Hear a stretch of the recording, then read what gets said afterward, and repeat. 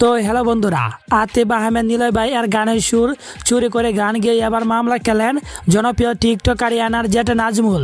নিলয় ভাই আর স্ত্রী নৌসিন আপু এবার সরাসরি পুলিশের কাছে গেলেন। বন্ধুরা, ইদানিং অনেক শিল্পীরাই আতিফ আহমেদ নিলয় ভাইকে নিয়ে বা তার কণ্ঠের ভাইরাল গানগুলো নিজেদের কণ্ঠে কভার করে অনেকে ভাইরাল হচ্ছেন। যেমন প্রথমত ইদানিং অঞ্জনা পাগলি নিজের খালি গলায় নিলয় ভাইয়ের গান গিয়ে ভাইরাল হয়েছিল।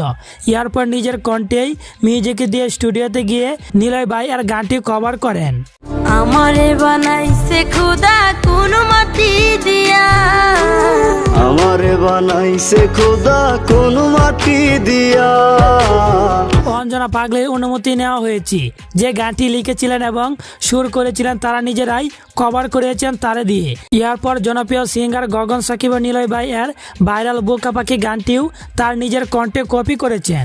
বোকা পাখি আপন চিনলি না, না রে। গগন সাকিব এই গানটি অনুমতি সহ নিজের কণ্ঠে কভার করেছেন, তবে নৌসিন আপুর কাছে থেকে অনুমতি নেওয়া হয়নি।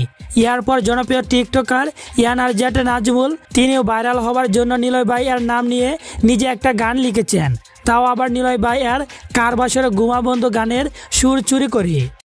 কার কারণে সারসো পৃথিবী, কার জন্যে প্রাণ দিছো, কার বাসরে ঘুমাও বন্ধু, কার জন্যে বসাজো। এই গানে সুর চুরি করেছেন, সেই সাথে গানের ভিতরে কিছু ধরনের কথা বলেছেন নৌসিন আপুকে ইঙ্গিত দিয়ে। সে কি তোমার মন বুঝে নাই, ভালোবেসেই গেছো। কিভাবে নিলয় ভাই মারা গিয়েছেন এবং কি কারণে মরেছে তা সমস্ত মেডিকেল রিপোর্ট দেওয়া রয়েছে। তবে ভাই আপনি গানের ভিতরে সরাসরি ভাই এভাবে নৌসিন আপুকে উদ্দেশ্য করে হিট করাটা ঠিক হয়নি, যে কারণে নৌসিন আপু রেগে গিয়ে এবার পুলিশের কাছে যাচ্ছেন। আর টিকটকার ইয়ানার জেট নাজমুল ভাইকে একটি বার্তাও পাঠিয়েছেন গানটি ডিলিট করে ফেলতে, নয়তো মামলা করতে বাধ্য হবেন।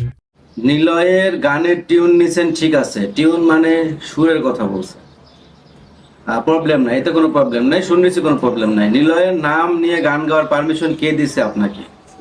গান ডিলিট করেন, তা না হলে আমি আইনগত ব্যবস্থা নিব। এখন কোনো গানের মধ্যে নিলয় কথাটা বলতে গেলেও সমস্যা, তার বিরুদ্ধে আইনগত ব্যবস্থা হয়ে যাবে।